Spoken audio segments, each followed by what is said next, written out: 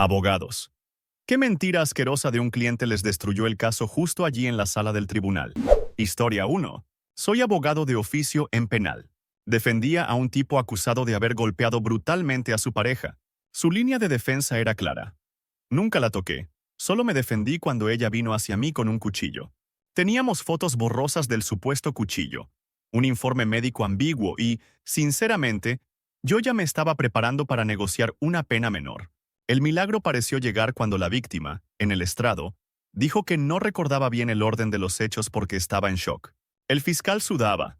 El juez parecía dubitativo y yo pensé, ok, quizá consigo una rebaja decente. Entonces mi cliente pide declarar de nuevo para aclarar la verdad. El juez lo deja. Se levanta, mira a la víctima y dice, con toda la solemnidad del mundo, Su Señoría, quiero decir que todo esto es mentira. Ella se pegó sola. Yo solo la animé. El silencio fue bíblico. El juez, ¿cómo que la animó? Y el genio responde, pues sí, le dije que si no se golpeaba fuerte, nadie me iba a creer cuando dijera que estaba loca. Acababa de confesar que había planeado todo, que pensaba denunciarla por loca violenta, y que la presión psicológica sobre ella era deliberada. El fiscal casi se ríe. La cara del juez cambió de duda a puro asco en 3 segundos. Mi estrategia de defensa murió ahí. Perdimos cualquier posibilidad de trato favorable, y el juez citó sus propias palabras en la sentencia. Nunca había visto a alguien clavar el último clavo en su ataúd tan voluntariamente. Historia 2. Caso civil por estafa a ancianos. Yo representaba a una señora que juraba ser asesora financiera, y que, según ella, solo había administrado mal el dinero de varios jubilados. La defensa se basaba en que eran inversiones de alto riesgo, con consentimiento informado y contratos firmados. Teníamos documentos, correos, todo. El problema era un abuelo que lloraba cada vez que hablaba de sus ahorros perdidos. El juez se estaba ablandando, pero todavía había dudas sobre si era fraude o solo incompetencia. Llega el turno de mi clienta para explicar por qué había cobrado comisiones tan altas. Habíamos practicado 100 veces. Honorarios por asesoría, según contrato. Pero en el estrado se pone nerviosa. Ve al abuelo llorando y, aparentemente, decide improvisar. Bueno, quizás exagere un poquito con las comisiones, pero es que si no les quitas todo lo que puedas al principio, luego se mueren y no recuperas nada. Silencio. El juez, ¿perdón? Me refiero a que son personas mayores. Si no les saco dinero mientras están vivos, ya no hay de dónde. Y se ríe, como si fuera un chiste interno. Podía sentir cómo mi carrera envejecía 10 años en ese instante. El fiscal solo dijo, Su Señoría, no tengo más preguntas. El juez cerró su libreta, miró a mi clienta como si fuera basura y anotó literalmente, trato utilitario y deshumanizante hacia las víctimas, en la sentencia. Toda la narrativa de error profesional se esfumó en una frase asquerosamente sincera. Historia 3. Juicio de custodia. Yo representaba al padre, que aseguraba estar dejando el alcohol, haber ido a terapia y ser un hombre nuevo. La madre alegaba que él seguía bebiendo, pero no tenía pruebas recientes. Mi estrategia: demostrar cambios, mostrar recibos de terapia, testigos del trabajo hablando maravillas. Delante del juez, el tipo parecía un santo. Traje impecable, voz suave. He tocado fondo y no quiero volver ahí. El informe del trabajador social era neutro, nada devastador. Íbamos bien. Hasta que el juez le pregunta, rutinariamente, ¿cuándo había sido la última vez que bebió? Nosotros habíamos acordado que dijera, hace varios meses. Fácil. Pero no. Ayer. Así, seco. Yo casi me trago la lengua. El juez frunce el ceño. La madre lo mira como, ¿lo ves? El juez le pide que explique. Y él, para mejorar su respuesta, pero fue poco, Su Señoría. Solo una botella de vino. Mi hija ni siquiera estaba conmigo. Se la dejé a mi mamá con un jarabe para dormir. Así no se despertaba llorando. En una sola frase admitió, seguir bebiendo, dejar a la niña con alguien que le da medicación para dormir, para que no moleste, y cero criterio. El juez cerró el tema ahí mismo. Dijo que su credibilidad estaba destruida, que no tenía ninguna garantía de que priorizara el bienestar de la menor. Todo mi trabajo de semanas, pulverizado por una confesión sin filtro. Historia 4. Yo era joven asociado en un despacho pequeño, llevando un caso laboral. Mi cliente decía que su jefe lo despedía por discriminación, cuando en realidad, según él, era un empleado ejemplar, jamás se había ausentado sin justificación. El punto clave: probar que sus ausencias estaban cubiertas por licencias médicas. Toda la defensa giraba en torno a su enfermedad crónica, que le impedía asistir algunos días. Teníamos justificantes médicos de una misma clínica, todos con el mismo diagnóstico genérico. Me parecían raros, pero el médico estaba dispuesto a declarar vía videoconferencia. En audiencia, la abogada de la empresa presenta un informe del seguro médico que indica que ese doctor estaba bajo investigación por emitir certificados falsos. Mal asunto, pero aún se podía argumentar que mi cliente no sabía nada. Hasta que el juez le pregunta a mi cliente, ¿alguna vez exageró sus síntomas para obtener estos certificados? Yo esperaba un no rotundo. En cambio, él sonríe nervioso y suelta. Bueno, sí, pero solo cuando había partido importante o resaca fuerte. El doctor me hacía el favor, yo le daba algo, ya sabe, y hace el gesto clásico de pasar dinero por debajo de la mesa. El juez se inclina hacia adelante. ¿Está usted admitiendo que obtuvo licencias médicas falsas para faltar al trabajo por motivos personales? Mi cliente intenta arreglarlo. No falsas. El doctor decía que si la resaca era fuerte, eso también era enfermedad. Caso perdido. La versión de trabajador ejemplar discriminado se convirtió en empleado que soborna a un médico para inventar bajas. La empresa retiró cualquier oferta de acuerdo, y él terminó con menos de lo que le ofrecían al principio. Historia Cinso. Caso de responsabilidad médica.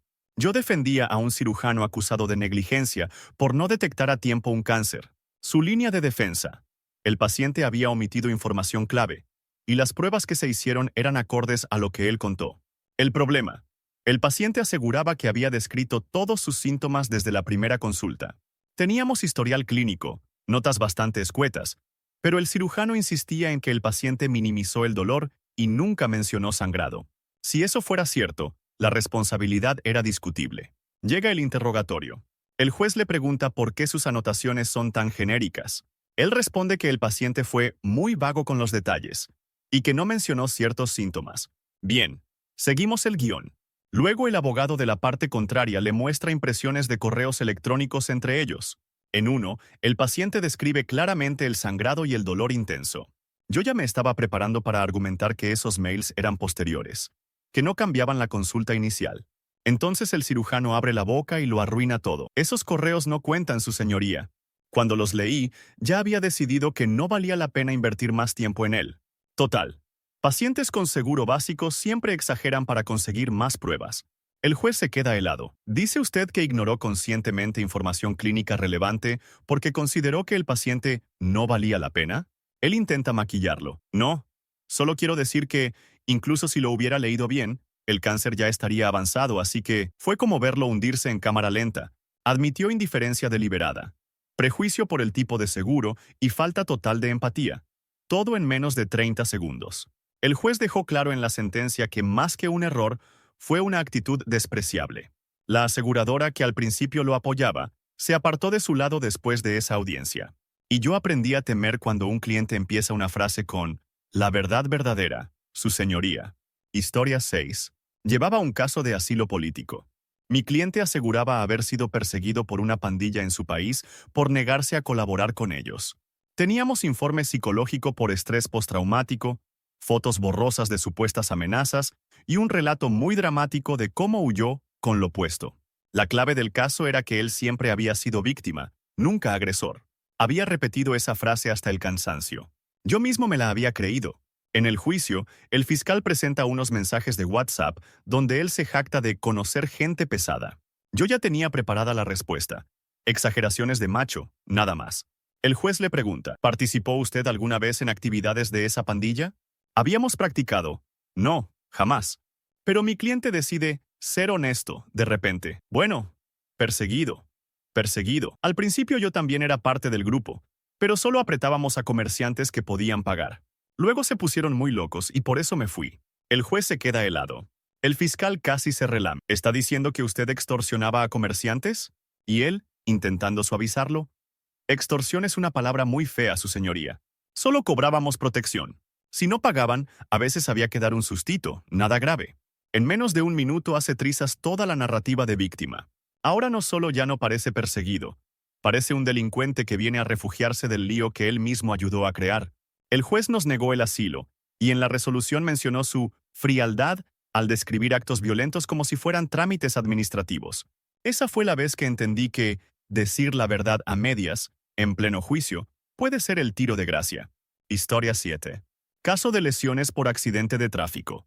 Mi clienta aseguraba que un conductor distraído la había embestido, dejándola con dolores crónicos y ansiedad severa. Teníamos informes médicos, terapia, videos donde caminaba con dificultad. Yo creía que, como mínimo, había un daño real. La defensa del otro conductor insistía en que el golpe había sido leve y que ella estaba exagerando. Su aseguradora ofreció un acuerdo decente, pero mi clienta lo rechazó indignada. Quiero que pague por arruinarme la vida. En el juicio todo iba normal, hasta que la abogada contraria presenta un video de redes sociales donde mi clienta sale bailando en una fiesta, aparentemente sin molestias. Yo ya tenía preparada la excusa. Momento puntual, bajo efecto de medicación, etc. El juez le pregunta si ese video es posterior al accidente.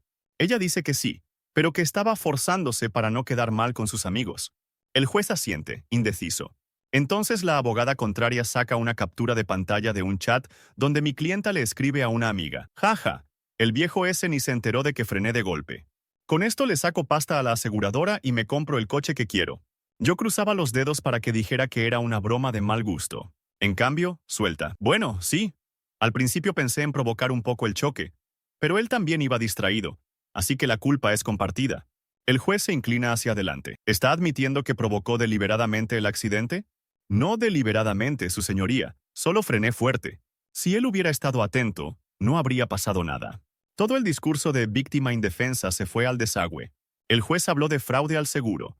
La aseguradora retiró cualquier intento de acuerdo y el conductor, que se sentía culpable, salió casi como mártir. Yo, mientras tanto, tragándome las ganas de preguntar por qué no me contó eso antes. Historia 8. Defendía a un gerente acusado de acoso sexual.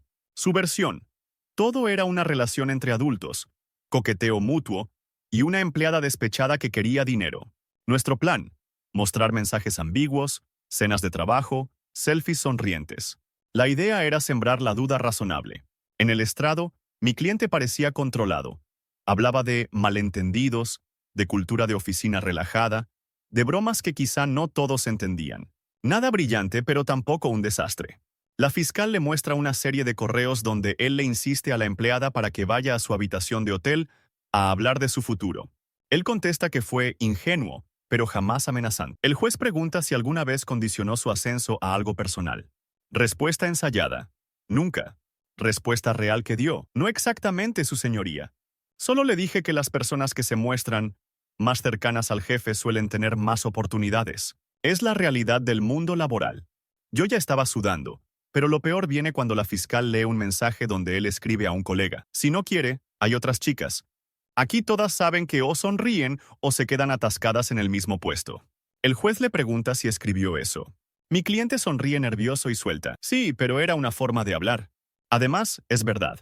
Si no juegan el juego, no avanzan. En un par de frases convirtió una defensa basada en malentendidos en una confesión de cultura de chantaje sexual normalizada. El juez dejó de verlo como un posible inocente y pasó a tratarlo como un depredador arrogante. La sentencia fue dura, y el tribunal laboral usó expresiones como abuso de poder sistemático. Yo salí de esa sala con la certeza de que lo que nos hundió no fueron las pruebas, sino su idea asquerosa de que eso era simplemente cómo funciona el mundo. Historia 9. Juicio de sucesiones. Mi clienta, hija mayor, aseguraba que su madrastra había manipulado a su padre enfermo para quedarse con casi todo el patrimonio. La historia era perfecta. Ella, hija abnegada; la otra, bruja interesada.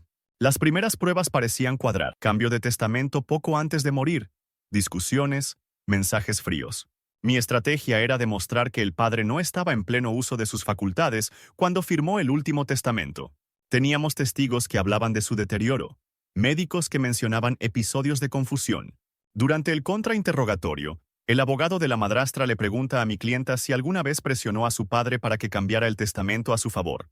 Ella responde indignada que jamás, que solo quería lo mejor para él. Entonces presentan mensajes entre ella y una amiga donde escribe: como no se muera pronto, la vieja esta me va a dejar sin nada. Tengo que convencerlo de que ponga todo a mi nombre ya. Yo esperaba que dijera que estaba furiosa y exageró, pero decide ir un paso más allá en sinceridad. Sí, estaba muy frustrada. Mi madrastra solo estaba con él por dinero, y yo quería asegurarme de que no se lo robara. El juez le pregunta directamente, ¿habló usted con su padre sobre modificar de nuevo el testamento? Y ella, claro, muchas veces le dije que firmara rápido antes de que se muriera, porque luego la otra iba a llorar y chantajear. Si no fuera por mi insistencia, él habría seguido dudando. En una frase admite que ella también lo presionaba, que lo veía como un trámite antes de la muerte, casi contando los días. Toda su imagen de víctima moral se derrumbó. El juez termina concluyendo que ambos bandos presionaron al hombre, pero que el último testamento, el que beneficiaba a la madrastra, no era menos legítimo que el que mi clienta quería rescatar. Resultado: repartición mucho menos favorable para mi parte y un sermón del juez sobre cómo ninguno parecía haber querido al difunto por algo distinto al dinero. Historia 10. Caso de desahucio con componente social. Yo representaba a un inquilino que supuestamente era padre soltero con 2 niños pequeños, viviendo en un piso en condiciones terribles.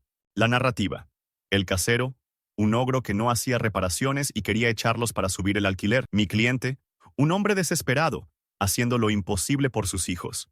Fotos de humedad, cucarachas, ventanas rotas, y en todas, juguetes infantiles estratégicamente colocados. Había algo teatral, pero la historia de los niños siempre tocaba al juez. ¿Dónde se van a quedar esos pequeños? Durante el juicio, la abogada del casero presenta un informe de servicios sociales donde, curiosamente, no aparecen esos hijos por ninguna parte. El juez me mira, yo miro a mi cliente. Él insiste con la cabeza en que es un error administrativo. El juez le pregunta sus nombres completos y fechas de nacimiento. Se las sabe de memoria. Luego pregunta en qué colegio estudian. Mi cliente titubea y suelta el nombre de una escuela. La abogada del casero saca un certificado de ese colegio. No hay ningún alumno con esos datos. El juez, muy serio. Señor, ¿existen realmente esos niños? Y ahí viene la frase que nos hundió. Bueno, no son míos, son los hijos de mi prima. Me los prestaba para las fotos y alguna visita, porque si no, los servicios sociales nunca te hacen caso. Silencio absoluto. Yo sentía como el piso se abría bajo mis pies. ¿Está diciendo que fingió ser padre soltero para obtener ventajas legales? Insiste el juez. No fingir, solo exagerar un poco. Yo los cuido a veces, así que es casi lo mismo. Además, a las ONG les da más pena un padre solo que un tío soltero con cucarachas. En ese momento no solo perdió el caso de desahucio, se abrió una investigación por fraude en ayudas y por falsear declaraciones ante la administración. La mentira asquerosa no fue solo inventarse hijos, fue la frialdad con la que los trató como atrezzo emocional. El juez lo dijo tal cual: ha convertido a unos menores reales en herramientas para su teatro jurídico. Y yo aprendí a tener alergia a cualquier frase que empiece por «Su señoría». No es exactamente mentira. Historia once. Llevaba un caso de reagrupación familiar. Mi cliente quería traer a su esposa e hijo, asegurando que en su país de origen estaba perseguido por motivos políticos. La pieza clave: demostrar que no tenía antecedentes penales graves y que cualquier problema con la policía era por protestar contra el gobierno. Habíamos revisado su expediente nacional, bastante limpio, y él juró por su madre que nunca había cometido ningún delito violento. Lo repetía tanto que parecía ofendido cuando yo le preguntaba. En la vista, el fiscal presenta un documento nuevo, una condena antigua por robo con violencia. Yo ya tenía el discurso preparado. Error de identidad, registro mal depurado, alguien con mismo nombre. El juez le pregunta directamente, ¿ha sido usted condenado por robo con violencia? Respuesta esperada: no, no soy yo. Respuesta real: bueno, una vez, hace muchos años, pero fue un pequeño malentendido. El tipo al que le quitamos el dinero era rico, ni lo notó. Yo quería morirme. El juez frunce el ceño. ¿Quitamos? Y él, intentando arreglarlo. Éramos varios, su señoría. Yo solo sujeté a la señora para que no gritara. Además, el sistema en mi país es corrupto. Eso no cuenta como delito de verdad. En menos de 20 segundos pasa de perseguido político a asaltante que minimiza una agresión violenta. El juez le pregunta si fue antes o después de sus supuestas actividades políticas. Antes, pero ¿qué importa? Si uno no hace ese tipo de cosas, no sobrevive allí. El juez simplemente bajó la vista a los papeles. En la resolución dejó claro que no negaba que hubiera problemas en su país, pero que la falta total de arrepentimiento y la trivialización del robo destruían su credibilidad. Su esposa y su hijo se quedaron fuera por riesgo de reunificar una unidad familiar con historial de violencia. Todo por una mentira omitida, y la manera asquerosamente ligera de confesarla. Historia 12. Caso de fraude contable en una pyme. Mi cliente era el director financiero, acusado de maquillar las cuentas para conseguir préstamos. Su defensa solo había interpretado de forma creativa las normas contables, sin intención de engañar. Teníamos informes periciales que dejaban un margen para discutir si ciertas prácticas eran irregulares o solo agresivas. En el juicio, el fiscal presenta correos donde se ve presión por parte de la dirección para mejorar los números. Mi narrativa: él era un simple empleado obedeciendo órdenes, sin diseñar nada. El juez le pregunta: ¿alteró usted deliberadamente facturas o ingresos? Según lo ensayado, no, solo reclasifiqué partidas con base en la normativa. Lo que respondió: alterar es una palabra fuerte. Redondear hacia arriba y meter facturas del siguiente trimestre no es delito, es supervivencia empresarial. Yo tragué saliva, pero aún podía reconducirlo. Hasta que el fiscal le muestra un Excel con 2 columnas: cifras reales y cifras para el banco. Y él, en lugar de negarlo, suelta una carcajada nerviosa. ¡Ay, ese archivo! Ese era el juego. En la empresa todos lo llamábamos modo maquillaje.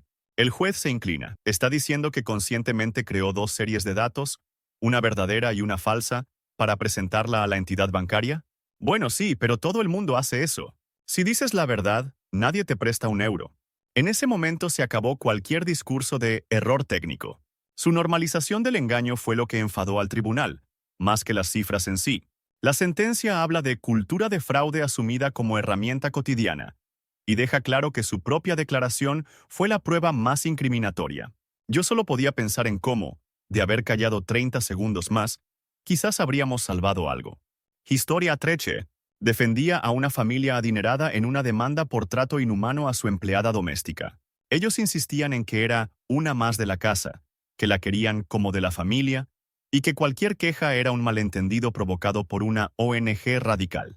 Mi clienta principal, la señora de la casa, lloraba contando cómo había pagado los estudios de la empleada, cómo la habían acogido cuando no era nadie. Teníamos fotos de cumpleaños, regalos, abrazos, el panorama, una relación imperfecta pero afectuosa. La parte contraria alegaba jornadas interminables, encierro y retención de documentos. Nosotros lo negábamos tajantemente. En el juicio, el juez pregunta algo muy simple: ¿tenía la señora X su pasaporte en su poder? Ella contesta, muy segura: lo guardábamos nosotros por seguridad, se lo dábamos cuando hacía falta. Ya era mala señal. Pero luego el abogado contrario muestra mensajes de voz donde la señora le dice a la empleada: si te vas sin avisar, no ves tu pasaporte nunca más. A ver a dónde llegas sin papeles. Yo confiaba en que lo negaría, o culparía a la rabia del momento. Pero su respuesta fue: claro que dije eso. No se puede ser tan ingenuo. Si les das el pasaporte, desaparecen. Hay que tener algo para que se queden. La sala entera se quedó fría. Mi propia piel se puso de gallina. El juez, muy serio: ¿es consciente de que está describiendo un control sobre su libertad de movimiento? Y ella, con gesto de, esto es obvio. No es control, es responsabilidad. Nosotros invertimos en ella. Teníamos derecho a que no nos dejara tirados. Con eso, derribó de un golpe el relato de, la tratamos como a una hija. El juez lo llamó esclavitud moderna disfrazada de familia. La indemnización fue enorme y la causa penal quedó abierta. La mentira asquerosa no fue solo negar la retención del pasaporte, fue el convencimiento con el que justificó tener a una persona atada como si fuera propiedad. Historia 14. Llevaba un caso de difamación contra una influencer. Mi clienta aseguraba que otro creador de contenido había destruido su reputación con videos llenos de mentiras, incitando al acoso. Nuestra posición: ella solo respondió defendiendo su nombre. Nunca animó a nadie a atacar a nadie. Teníamos recortes de streaming donde decía cosas ambiguas como, haced lo que queráis, pero yo no vería sus videos. Podía venderse como opinión, no llamada a la acción. En el juicio, el abogado de la otra parte presenta capturas de su canal de Telegram, donde ella compartía el perfil del demandante con comentarios tipo, qué asco de persona, y emojis de vómito. Yo iba a alegar que no es lo mismo que incitar al doxing. El juez le pregunta, ¿pidió usted explícitamente a sus seguidores que atacaran al demandante? Respuesta pactada: jamás. Respuesta real: yo solo dije que si mis seguidores eran de verdad familia, sabrían qué hacer con un tipo así. El juez frunce el ceño. El abogado contrario lee otro mensaje: gente, ya sabéis, report, comentarios y que no duerma tranquilo. No paréis hasta que desaparezca de la plataforma. El juez: ¿es este su mensaje? Y ella, con una mezcla de orgullo y burla: claro, es normal. Es justicia digital. Si haces daño, Internet te lo devuelve. Además, ellos actúan porque quieren, no porque yo mande. Con eso se acabó el argumento de solo expresé una opinión. El tribunal entendió que había una campaña organizada, jerárquica, dirigida por ella. Lo que más fastidió al juez fue que lo dijera con total autosuficiencia, como si estuviera por encima de cualquier norma. La sentencia habla de multitud instrumentalizada como arma de hostigamiento. Y a mí aún me escriben clientes diciendo, pero yo solo puse su perfil para que la gente vea quién es. Eso no es incitar, ¿verdad? Y yo recuerdo ese caso y pienso, sí, claro que lo es. Historia 15. Caso de seguro por incendio. Mi cliente, propietario de un pequeño restaurante, sostenía que un cortocircuito había provocado el fuego que arrasó el local. La aseguradora sospechaba de incendio provocado por la situación económica, pero no tenía una prueba definitiva. Yo me agarraba a los informes técnicos ambiguos. El cableado era viejo, había antecedentes de pequeñas chispas. Todo apuntaba a un accidente posible. Él me miraba a los ojos y repetía, juro que jamás pondría en peligro a nadie. Solo quería salvar mi negocio. En la audiencia, el abogado de la aseguradora presenta fotos de bidones de gasolina encontrados en un cuarto trasero. Ya lo habíamos hablado, son para el generador antiguo. Lo usábamos en cortes de luz. El juez le pregunta si sabía que esos bidones estaban casi vacíos justo después del incendio. Él dice que sí, pero que no los usó. La cosa se tensaba, pero no estaba perdida. Entonces el abogado contrario proyecta en la pantalla un video de TikTok que mi propio cliente había subido meses antes. Él, delante del local, diciendo en tono de broma, si esto se hunde, le pego fuego y que el seguro pague. Jaja. El juez lo mira fijamente. ¿Es usted el del video? Sí, pero era humor. Todo el mundo dice esas cosas. Hasta ahí, todavía defendible. Pero el juez, casi por rutina, le pregunta, ¿manipuló usted de alguna forma el sistema eléctrico o usó combustible para ayudar al incendio? Y él, en un arrebato de sinceridad suicida, suelta, solo apilé un poco de cartón y eché algo de gasolina cerca del cuadro eléctrico para que pareciera más grave. El fuego se iba a producir igual tarde o temprano. La sala se quedó muda. Yo noté cómo el juez pasaba de curioso a indignado en un segundo. ¿Es consciente de que está admitiendo un incendio intencionado con riesgo para terceros? No era para dañar a nadie, su señoría. Solo aceleré lo inevitable. Con esa frase se cargó no solo la indemnización, sino que abrió la puerta a un proceso penal por estafa y peligro para la seguridad pública. La mentira asquerosa no fue solo negar el incendio provocado, fue el intento de romantizarlo como un acelerar lo inevitable, como si jugar con gasolina y electricidad fuera un trámite administrativo más. Historia 16. Defendía a un tipo acusado de tráfico de personas en la frontera. Su versión oficial, él solo era un buen samaritano, que llevaba en su furgoneta a unos compatriotas que no tenían con qué pagar autobús. Juraba que no cobró un centavo, que solo quiso ayudar. La fiscalía sostenía que era parte de una red. Mi línea de defensa se basaba en presentar su conducta como un acto de solidaridad impulsivo, un viaje, mala suerte, detenido en el peor momento. En el juicio, el fiscal presenta audios donde se oye a gente reclamándole porque subió el precio. Yo ya tenía el discurso. Era otro. Usaban su nombre, cualquier cosa. El juez le pregunta, ¿cobró usted alguna cantidad de dinero a estas personas? Respuesta ensayada, no. Respuesta real, bueno. Si no pagaban algo, no valoraban mi ayuda. Pero era simbólico. Yo ya sentí el golpe. El juez insiste. ¿A cuánto ascendía ese algo? Y él, como si hablara de vender refrescos, depende. A las familias con niños les cobraba más, porque ocupan sitio y lloran. Ellos son los que más quieren cruzar, así que pagan lo que sea. La sala se quedó helada. El fiscal, con calma, pregunta, ¿es consciente de que está describiendo un negocio con seres humanos? Y él molesto. Negocio no. Es como ser taxista sin licencia. Si se quedan tirados en el desierto, ¿quién se hace cargo? Al final les hago un favor. En un momento destruyó la idea de buen samaritano y se retrató como alguien que exprimía a la gente desesperada. El juez, visiblemente asqueado, citó sus propias palabras en la sentencia. A las familias con niños les cobraba más. Ese día entendí que hay confesiones que huelen peor que cualquier expediente.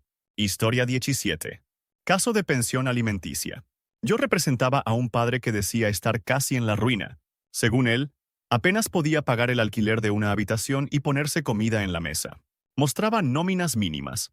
Hablaba de trabajos temporales y de cómo el sistema lo aplastaba. La madre del niño aseguraba que él llevaba una vida de lujo, pero no tenía pruebas contundentes, solo rumores de redes sociales. Yo me aferré a los papeles oficiales. En la audiencia, el juez pregunta por sus ingresos reales. Él repite el discurso de víctima. No llego a fin de mes, su señoría. Hasta ahí, todo según lo previsto. La abogada de la madre proyecta entonces un video de Instagram Live del propio demandado, de apenas unas semanas antes. Él, en un yate, copa en mano, gritando, negocio solo en efectivo, Hacienda ni me ve, papá siempre al día. Yo crucé los dedos para que dijera que era video antiguo, prestado, algo. El juez le pregunta si es él y cuándo fue grabado. Sí, soy yo. Fue este verano, pero el yate no es mío. Es de un amigo, contesta. Todavía salvable. Pero el juez, curioso, le pregunta por el negocio en efectivo. Y él, riéndose. Tengo un pequeño taller donde no declaramos todo. Si lo declaras todo, te funden. Así puedo pagar mis cosas sin que mi ex se cuelgue de mi esfuerzo. Silencio. El juez, ¿está diciendo que oculta deliberadamente ingresos para no pagar la pensión de su hijo? Y él, encogiéndose de hombros. Si no, se lo gasta ella en uñas y pestañas. Yo le compro al niño lo que necesita cuando está conmigo. Ese fue el momento en que dejó de ser un padre agobiado y se convirtió en un egoísta que presume de fraude mientras su hijo vive con menos.